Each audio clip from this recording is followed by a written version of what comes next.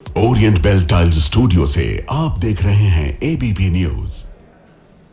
नमस्कार, मैं हूं आपके साथ चंदन सिंह। आप देख रहे हैं एबीपी न्यूज। शाम के 4 बज रहे हैं और हम हाजिर हैं आज की तमाम बड़ी खबरों के साथ।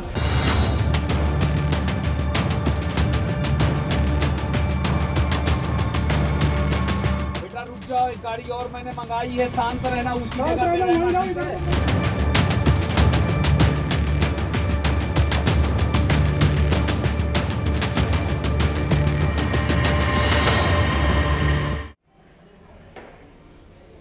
अपने इस बुलेटिन में सबसे पहले बात करते हैं नोएडा में इंजीनियर युवराज की मौत के केस की, जिसने पूरे देश को झकझोर दिया है, स्तब्ध कर दिया है। एक और गम है युवराज की मौत का, तो दूसरी ओर गुस्सा है।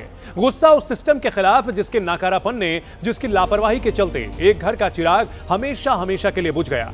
इसलिए गम और गुस्से से भरा हुआ देश पूछ रहा है कि आज आखिर कब तक युवराज मरते रहेंगे, ये सवाल है। एबीपी न्यूज युवराज को इंसाफ दिलाने के लिए लगातार मुहिम चला रहा है, ताकि इस मामले में कड़ी से कड़ी कार्रवाई हो और ऐसी कार्रवाई हो जो मिसाल बने, जिससे आइंदा कोई भी आम आदमी सिस्टम की मौत ना मारा जाए। और एबीपी न्यूज के मुहिम का असर हुआ है और इंजीनियर युवराज की मौत के मामले में पहली गिरफ्तारी हुई है। नोएडा के सेक्टर 150 में बेसमेंट के पानी में डूबकर हुए इंजीनियर युवराज की मौत के मामले में बड़ी कार्रवाई करते हुए बिल्डर अभय कुमार को गिरफ्तार कर लिया गया। नोएडा पुलिस ने इस मामले में 2 बिल्डर्स के खिलाफ मामला दर्ज किया और उनमें से एक बिल्डर को आज गिरफ्तार कर लिया गया। लेकिन इन सब के बीच सवाल यह उठता है कि आखिरकार अब तक यह सिस्टम कहां सोया हुआ था। आखिरकार एक युवक जो 90 मिनट से लेकर के 2 घंटे तक जिंदगी और मौत के बीच झूलता रहा, गुहार लगाता रहा। एक बाप की नजरों के सामने बेटे की मौत हो जाती है, धीरे धीरे बर्फीले पानी में डूब करके युवराज की जान चली जाती है। लेकिन एजेंसियां कहां थी? कहां था पुलिस विभाग? कहां था दमकल विभाग? आखिरकार 2 घंटे तक दिल्ली एनसीआर का जो इलाका है, जिसे बेहद हाई प्रोफाइल माना जाता है, जिसे काफी पॉश माना जाता है, वहां पर 27 साल के एक युवक की, एक जवान लड़के की मौत हो जाती है। और मौत भी ऐसी वैसे नहीं, तड़प तड़प करके धीमी मौत थी। इस गिरफ्तार बिल्डर का नाम अभय कुमार है, जिसे जिम्मेदार बताया जा रहा है। ये एमजे विजटाउन प्लानर्स कंस्ट्रक्शन कंपनी का मालिक है। इसके खिलाफ मुकदमा दर्ज किया गया था। एक और शख्स के खिलाफ मुकदमा दर्ज किया गया है, उसकी भी तलाश की जा रही है। इन सब के बीच नोएडा प्राधिकरण के सीईओ को हटाया गया है। लेकिन सवाल यही उठता है, आखिरकार युवराज की मौत हुई क्यों? सिस्टम इतना लापरवाह, इतना नाकारा, इतना लाचार कैसे है? एक आम आदमी की जिंदगी की कोई कीमत नहीं है। एबीपी संवाददाता मनोज वर्मा हमारे साथ जुड़ चुके हैं। मनोज, एक गिरफ्तारी हो चुकी है, उम्मीद की जा रही है कि दूसरी गिरफ्तारी भी हो जाएगी। लेकिन इन सब के बीच सवाल यही है, 27 साल का एक इंजीनियर, उसकी मौत हो चुकी है। क्या उसकी मौत को टाला जा सकता था अगर हमारा सिस्टम इतना निकम्मा, लाचार ना होता? जी बिल्कुल, देखिए सिस्टम की लाचारी तो मैं आपको तस्वीरों के जरिए दिखाना चाहूँगा। इस वक्त मैं उसी स्पॉट पर मौजूद हूँ जहाँ पर यह हादसा हुआ था और 4 दिन बाद प्रशासन जागा है। अब युवराज की गाड़ी को निकालने का काम यहाँ पर किया जा रहा है। आपको बता दूँ कि करीब 12 बजे से एनडीआरएफ की जो टीम है वो मशक्क़त कर रही है गाड़ी को निकालने के लिए, लेकिन 4 घंटे का वक्त बीत चुका है, 4 बज चुके हैं और अब तक गाड़ी को निकालने की जो कोशिश है वो बार बार नाकाम होती नज़र आ रही है। करीब 2 घंटे की मशक्क़त की थी इन्होंने गाड़ी को लोकेट करने के लिए। गाड़ी लोकेट हो पाई 2 घंटे बाद, और 2 घंटे की मशक्क़त, अब गाड़ी को ये बांध नहीं पा रहे हैं। जो ड्राइवर्स हैं, जो आपको गोताखोर नज़र आ रहे हैं, वो नीचे ज़रूर जा रहे हैं लेकिन गाड़ी को बांध नहीं पा रहे हैं। तस्वीरें आप देख रहे हैं उसी स्पॉट से जहाँ से युवराज की कार जो थी वो इस जगह पर अंदर चली गई थी, इस पानी के अंदर। और अब तक जो है ये नाकाम कोशिश जो है वो कई बार हो चुकी है।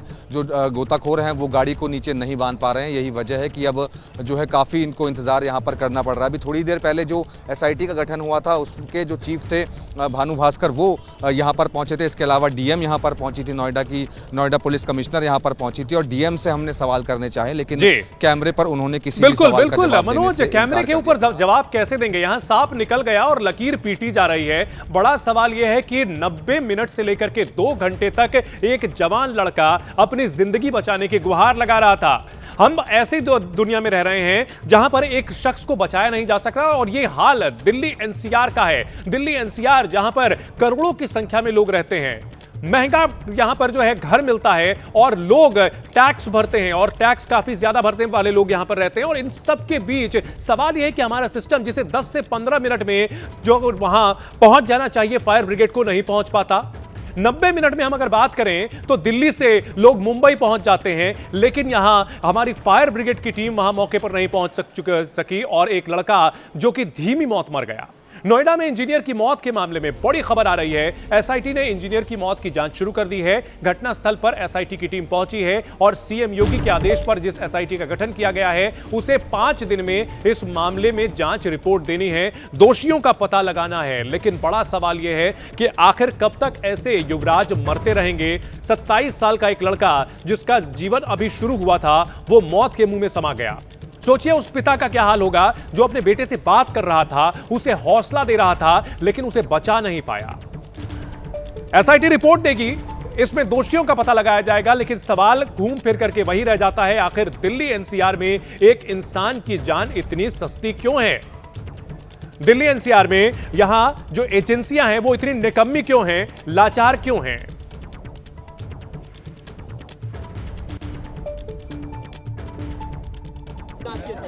सर्वप्रथम माननीय शासन ने एसआईटी गठन किया है। उस एसआईटी में हमारे अलावा मंडलायुक्त मेरठ हैं, साथ में चीफ इंजीनियर श्री अजय वर्मा साहब हैं। चीफ इंजीनियर साहब जो हैं सभी लोग जो हैं देख रहे हैं और सभी लोग का देखा जा रहा है। सभी अधिकारियों से बातचीत की जा रही है, परिवार से भी बातचीत की गई है। सभी तथ्यों को देख के 5 दिन के अंदर हम लोग रिपोर्ट देंगे।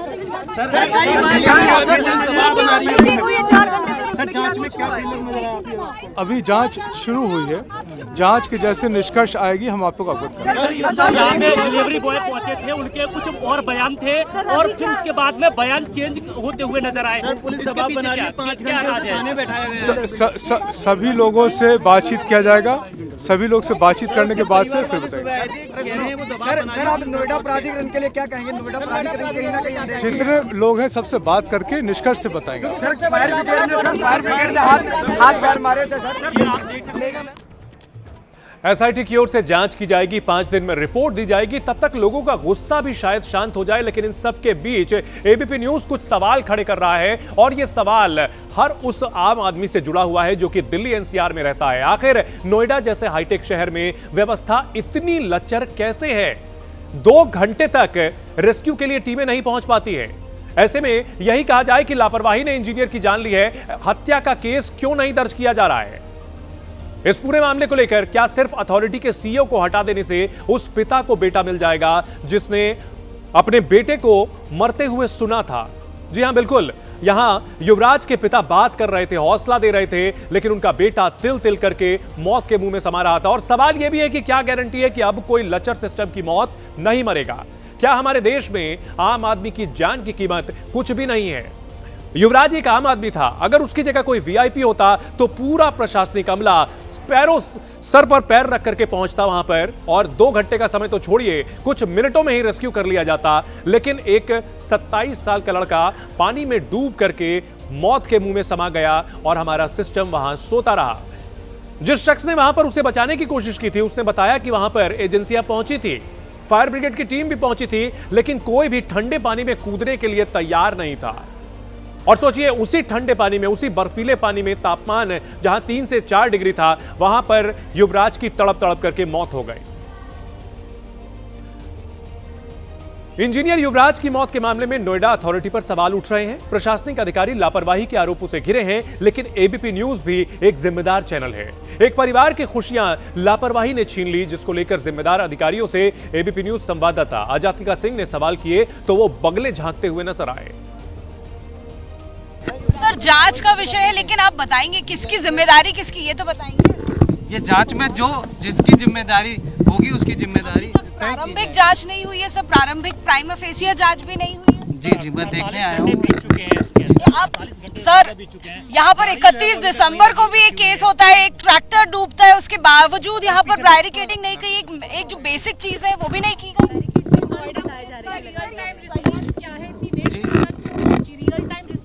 ये जांच का विषय है, ये पूरी गंभीरता से। बॉय कूदा था बचाने के लिए, उससे किन किन किन पहलुओं पर जांच हो रही है सर? सामने नहीं आया जा रहा है, पुलिस थाने ले जाएंगे उसे भी।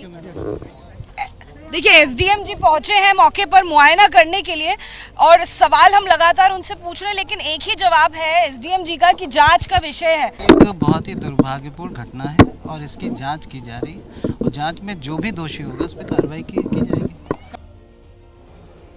एबीपी संवाददाता मनोज हमारे साथ बने हुए हैं। मनोज, जान जा चुकी है एक युवक की, लेकिन जांच का विषय है। एक लाइन के अलावा अधिकारी दूसरी लाइन बोलने को तैयार नहीं है।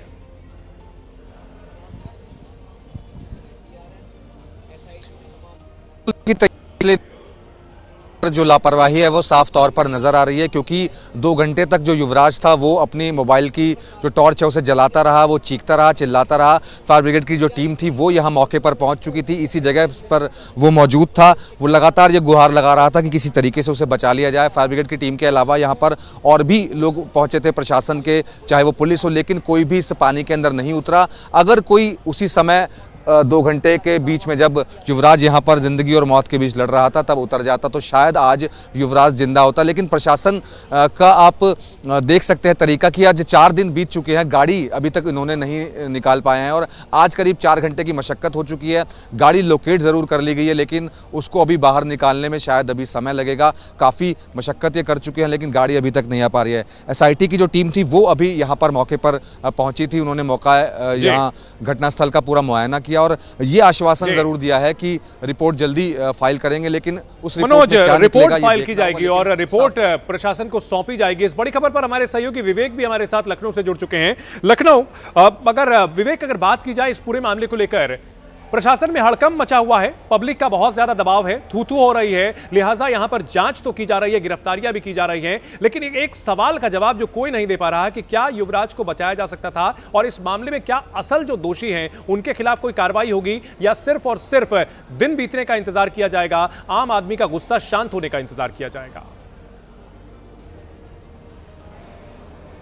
देखिए, आपको बता दूं, घटना ये बिल्कुल बेहद ही निंदनीय है, बेहद ही शर्मनाक है। और जो देश विश्वगुरु बनने की बात करता है, दिल्ली के पास की वो जगह और वहाँ पर एक युवक सॉफ्टवेयर इंजीनियर 1.5 घंटे तक अपने पिता के संपर्क में रहता है, लेकिन हमारा जो सिस्टम है, नाकारे सिस्टम की वजह से वो युवक बचाया नहीं जा सकता है। और इस घटना की कल पूरे दिन थू-थू होती रही और पूरा का पूरा जो प्रशासनिक अमला है उस बीच में लगातार इसी बात की चर्चा रही कि हम कितने ज़्यादा कमज़ोर हैं। क्योंकि अब अगर आप देखिए तो इस तरीके की स्थिति थी कि वहाँ पर लाइट नहीं थी, किसी तरीके से आप उस युवक तक पहुँच नहीं सकते थे। तमाम अलग अलग दुश्वारियाँ जो लोग वहाँ पर पहुँचे वो बता रहे थे कि हम कितने नाकाम थे एक युवक की ज़िंदगी बचाने में।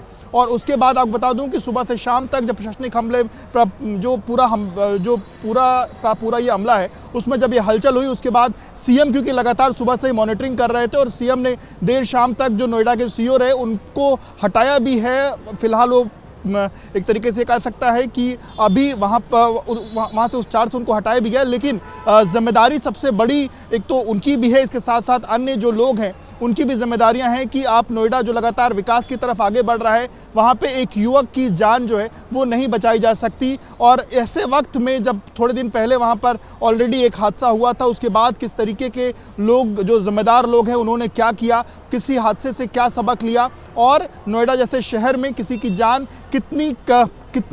किसी की जान की कीमत कितनी कम है, ये हमें इस हादसे ने कहीं ना कहीं बताया है। पर फिलहाल खानापूर्ति के लिए जो जांच कमेटी है वो तो बनी हुई है और जांच कमेटी के बाद अब देखना होगा कि 5 दिन बाद असल जो दोषी हैं उन पर कार्रवाई होगी। विवेक, ऐसा लगता नहीं है कि यहाँ आम आदमी के जान की कोई कीमत है।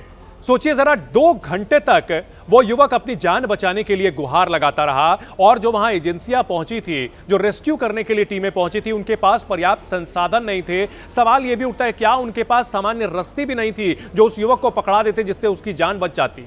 नोएडा में सॉफ्टवेयर इंजीनियर युवराज मेहता लचर सिस्टम की बलि चढ़ गया। वो डूबता रहा और सारा सिस्टम उसे डूबते हुए देखता रहा। अभी भी सिस्टम के नाकारापन के सबूत एक एक करके सामने आ रहे हैं और इस बीच युवराज की मौत को 4 दिन हो चुके हैं, लेकिन 4 दिन बीत जाने के बावजूद प्रशासन अभी उसकी कार को बरामद नहीं कर सका है। कंस्ट्रक्शन साइट पर पानी से भरे गड्ढे से पानी को निकालने के लिए भारी भरकम मशीनें लाई गई हैं। पानी में डूबी गाड़ी को मशीन की मदद से बाहर निकाला जाएगा। युवराज के मोबाइल फोन का भी अभी तक कुछ पता नहीं चल पाया है। 16 जनवरी की रात यह हादसा हुआ और अब जाकर नोएडा अथॉरिटी के सीईओ लोकेश एम पर गाज गिरी। मामले की जांच के लिए 3 सदस्यों की एसआईटी का गठन किया गया, लेकिन सारे एक्शन के बीच सवाल यही है, देश की राजधानी के करीब यूपी का हाईटेक शहर नोएडा और वहां पर रेस्क्यू ऑपरेशन का यह हाल है, तो सोचिए बाकी जगहों पर तो सब कुछ भगवान भरोसे ही चल रहा होगा। सोचिए दूर दराज के इलाकों का क्या हाल होगा। जो एजेंसियां होती हैं उन्हें कुछ मिनटों में पहुंचना होता है, लेकिन यहां घंटों में भी युवक को बचाया नहीं जा सका। और इस वक्त की बड़ी खबर, प्रयागराज में माघ मेले के दौरान पुलिस के रोकने से नाराज हुए शंकराचार्य स्वामी अभिमुक्तेश्वरानंद का धरना जारी है। अभिमुक्तेश्वरानंद अपने शिविर के बाहर अभी भी आसन पर बैठे हुए हैं। पुलिस और प्रशासन ने माफी मांगने की मांग की है, वो मांग कर रहे हैं, तो दूसरी तरफ कांग्रेस और समाजवादी पार्टी अभिमुक्तेश्वरानंद के समर्थन में खड़े हो गए। विपक्ष का दावा है कि अभिमुक्तेश्वरानंद सरकार पर सवाल उठाते हैं और इस वजह से उनके साथ ये ज्यादती हो रही है। वहीं इस बीच माघ मेला प्रशासन ने अभिमुक्तेश्वरानंद को एक नोटिस भेजा, जिसमें उनके शंकराचार्य होने पर ही सवाल उठाए गए। मेला प्रशासन ने नोटिस में लिखा है कि उनके पट्टाभिषेक का मामला सुप्रीम कोर्ट में चल रहा है, ऐसे में उनका खुद के नाम के आगे शंकराचार्य लिखना गलत है। वहीं इस खत पर स्वामी अभिमुक्तेश्वरानंद का गुस्सा भड़क गया। उनका कहना है कि वे निर्विवाद रूप से शंकराचार्य हैं और उनकी उपाधि पर सवाल उठाने का हक किसी को नहीं है।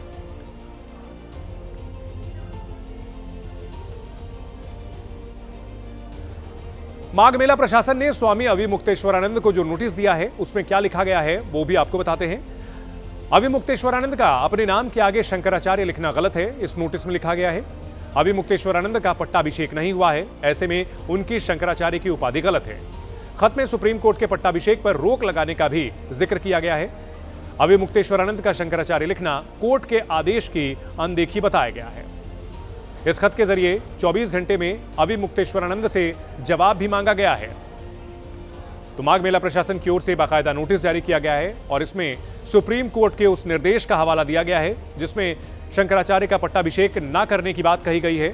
यह मामला अभी भी सुप्रीम कोर्ट में पेंडिंग है, जिसका जिक्र इस नोटिस में किया गया है और कहा गया है कि अभिमुक्तेश्वरानंद अपने नाम के आगे शंकराचार्य की उपाधि जो लगा रहे हैं वो गलत है।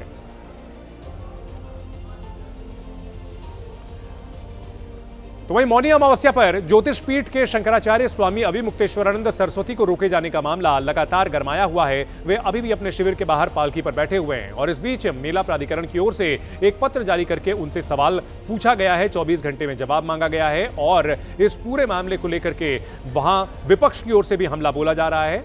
वहीं अभिमुक्तेश्वरानंद का गुस्सा भड़का हुआ है।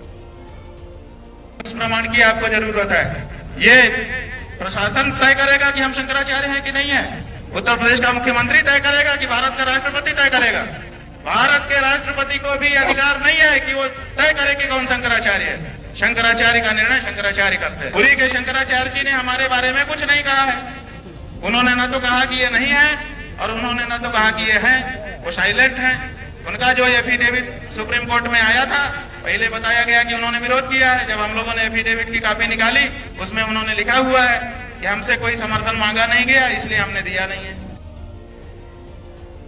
हरिद्वार में संत समाज ने शंकराचार्य स्वामी अभिमुक्तेश्वरानंद सरस्वती का समर्थन किया। हर की पैड़ी पर परशुराम अखाड़े ने कीर्तन कर शंकराचार्य का समर्थन किया और प्रयागराज प्रशासन पर बर्बरता का आरोप लगाया। संतों ने प्रशासन से माफी की भी मांग की है।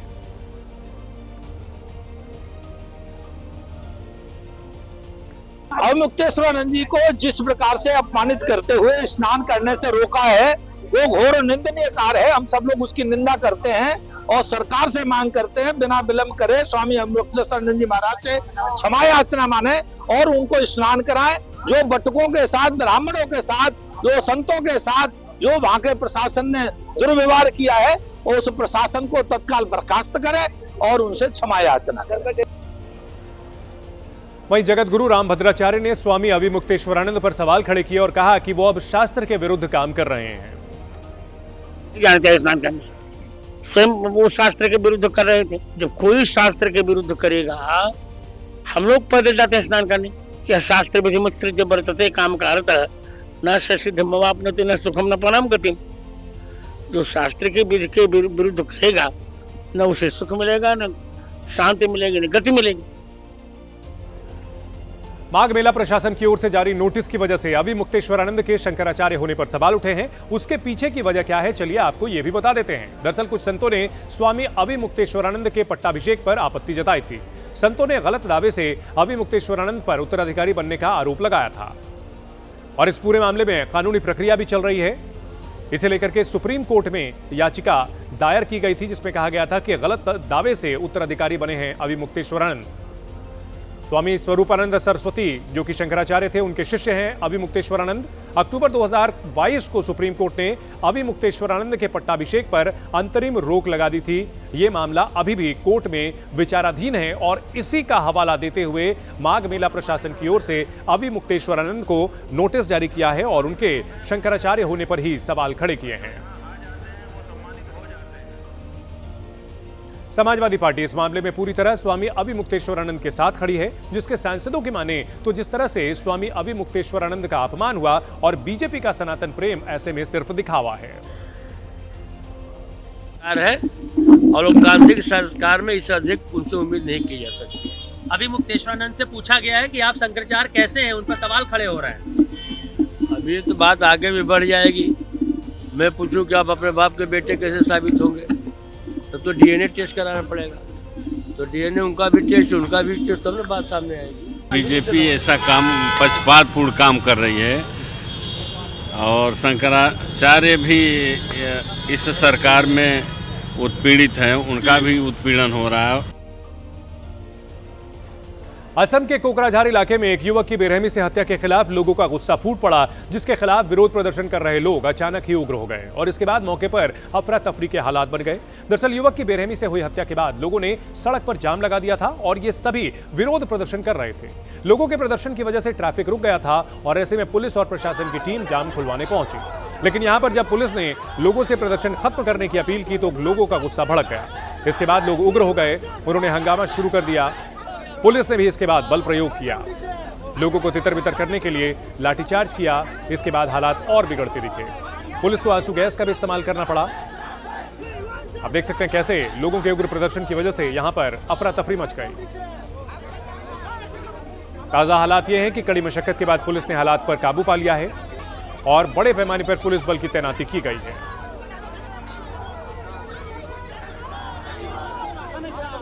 तो कोकराझार की यह तस्वीर, जहां पर लोग सड़क जाम करके उग्र प्रदर्शन कर रहे थे।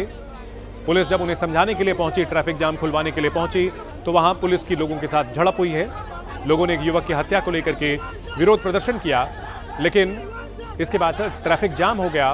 फिर पुलिस के साथ उनकी झड़प हुई है और अब पुलिस ने बल प्रयोग करके इलाके को खाली कराया है और बड़े पैमाने पर पुलिस की तैनाती की गई है।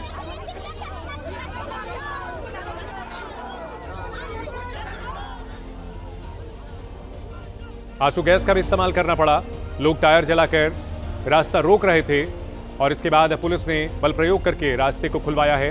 देखिए आंसू गैस के गोले भी छोड़े गए हैं, उपद्रवियों को खदेड़ा गया है, लोगों को समझाने की कोशिश की गई, लेकिन जब लोग नहीं माने, हंगामा जारी रखा, तो उसके बाद पुलिस ने बल प्रयोग कर रास्ते को खाली कराया।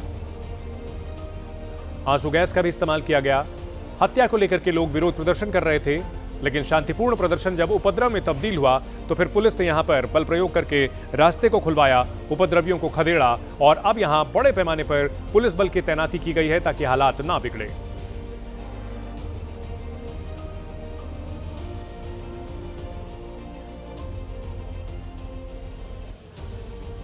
लोकसभा में नेता प्रतिपक्ष राहुल गांधी रायबरेली के दौरे पर हैं। दौरे के दूसरे दिन राहुल गांधी ने कई सारे कार्यक्रमों में हिस्सा लिया। इस दौरान जहां उन्होंने मनरेगा बचाओ चौपाल में मोदी सरकार पर हमला बोला और कार्यकर्ताओं को बड़ी लड़ाई के लिए तैयार रहने का संदेश दिया, तो वहीं आज उन्होंने स्टेडियम में पहुंचकर रायबरेली T20 टूर्नामेंट की शुरुआत भी की।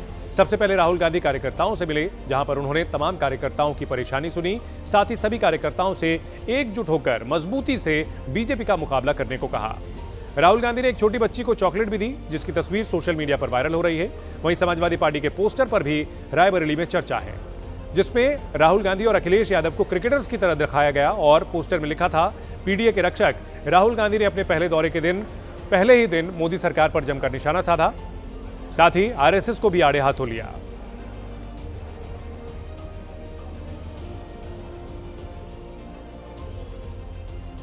रायबरेली दौरे पर राहुल गांधी ने मोदी सरकार पर सीधा हमला बोला और कहा कि मोदी सरकार गरीबों को भूखा मारना चाहती है। हिंदुस्तान के जो गरीब लोग हैं सर, उनके लिए एक मिनिमम वेज बने सर, जिससे कम कहीं भी वेज ना हो, ये लक्ष्य था। नरेंद्र मोदी जी ये नहीं चाहते। अरे यार, वो पावर को कंसंट्रेट करना चाहते हैं, वो पावर को अपने हाथों में लेना चाहते हैं और ब्यूरोक्रेसी के हाथ पे डालना चाहते हैं, और वो गरीबों को भूखा मारना चाहते हैं। राहुल गांधी ने मनरेगा बचाओ चौपाल में भी हिस्सा लिया, जहां पर उन्होंने तमाम कार्यकर्ताओं को संबोधित किया और मोदी सरकार को आड़े हाथों लिया। इस कार्यक्रम का जायजा लिया हमारे संवाददाता नीतीश पांडे ने।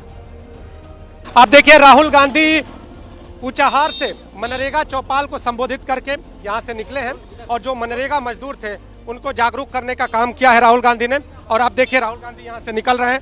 मनरेगा से जुड़े हुए लोग थे, उनके साथ राहुल गांधी ने चौपाल की और उनसे बातचीत की, उनको संबोधित किया। और देखिए, यहाँ पर जो लोग हैं जो इस कार्यक्रम में आए हुए थे, आप लोग मनरेगा से जुड़े हुए हैं। नाम आपका जानेंगे? अपना नाम बताइए। प्रभुदयाल। राहुल गांधी को सुनने आए थे आप? क्या बोला राहुल गांधी ने और क्या बातचीत हुई, क्या लगा? मनरेगा को बढ़ावा दिया और क्या किया, बंद नहीं होगा। उन्हें बोला नरेगा बचाओ देश बचाओ। जो कांग्रेस कार्यकाल में, जो पहले कांग्रेस की सरकार में 100 दिन का गारंटी के साथ रोजगार दिया जाता था और उनका पूरा भुगतान होता था। आज उनको रोजगार भी नहीं मिल रहा और जो काम मिल रहा है उसका काम करने का पूरा भुगतान नहीं किया जा रहा है। इस सरकार में आश्वासन दिया है कि सब लोग एकजुट होके, जो इन्होंने केवल नाम बदलने का काम किया है और जो एक काम इन्होंने नहीं बदला, केवल नाम बदला है। राहुल गांधी मनरेगा से जुड़े हुए जो यूपीए सरकार के काम थे उसको गिना रहे थे, इसके साथ ही वर्तमान सरकार के कार्यों को भी गिनाते हुए नजर आए और लोगों को, खासतौर पे मनरेगा से जुड़े हुए लोगों को जागरूक करते नजर आए। कैमरामैन फैजल पठान के साथ नीतीश कुमार पांडे, एबीपी न्यूज, रायबरेली। हरियाणा के गुरुग्राम में स्कॉर्पियो सवार की दबंगई देखने के बाद लोग खौफजदा हो गए, जिसने डिलीवरी बॉय को कई लोगों के सामने ही कुचल दिया। इस वारदात को देखने वालों की रूह कांप उठी। वारदात सेक्टर 93 में हयातपुर इलाके में सामने आई। दरअसल दबंग स्कॉर्पियो सवार ने डिलीवरी बॉय की बाइक को टक्कर मारी, जिसके बाद डिलीवरी बॉयज स्कॉर्पियो सवार के वापस लौटने का इंतजार कर रहे थे, जहां पर पीड़ित डिलीवरी बॉय ने स्कॉर्पियो सवार को रोकने की कोशिश की। उसने गाड़ी रोकने के बजाय डिलीवरी बॉय को टक्कर मारी, वो भी एक बार नहीं बल्कि 2-3 बार। तस्वीर में आप देख सकते हैं कैसे स्कॉर्पियो में सवार दबंग गली में डिलीवरी बॉय को टक्कर मार रहा है। वहीं इस वारदात में डिलीवरी बॉय गंभीर रूप से घायल हो गया। आरोपी मौके से वहां से भाग निकला। यह वारदात रविवार की रात करीब 10:30 बजे की है। अलग अलग तस्वीरों के जरिए इस वारदात को देखिए। स्कॉर्पियो सवार की दबंगई सामने आई, किस तरह से उसने कुचल दिया।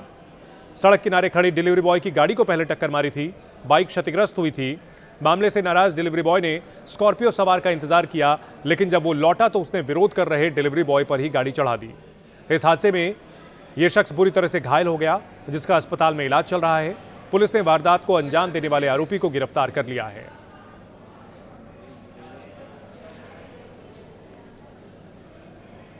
देखिए, पूरी तरह से सोच समझ करके आता है, टक्कर मारता है और इसके बाद कुचलता है। लोग इतनी बेरहमी किसी जानवर के साथ भी नहीं दिखाते, लेकिन एक शख्स पर, एक जीवित शख्स पर यह इस तरह से गाड़ी चढ़ा रहा था। एक बार नहीं, बार बार चढ़ा रहा था और इसी से इसकी सनक का अंदाजा लगाया जा सकता है। वाराणसी के दाल मंडी में आज सबसे बड़ी कार्रवाई हो रही है। दाल मंडी की गलियों को चौड़ा करने के लिए एक परियोजना चलाई जा रही है, जिसके जरिए काशी विश्वनाथ मंदिर जाने के लिए एक रास्ता बनना है। इसके लिए इलाके के 6 मकानों को ध्वस्त किया जा रहा है। प्रशासन का कहना है कि आज से तेज रफ्तार में दाल मंडी में कार्रवाई होगी।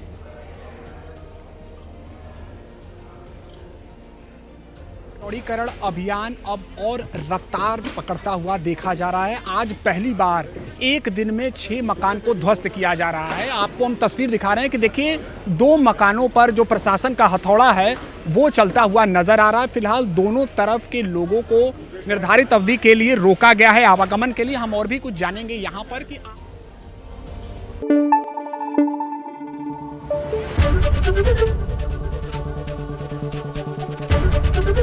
एबीपी न्यूज आपको रखे आगे।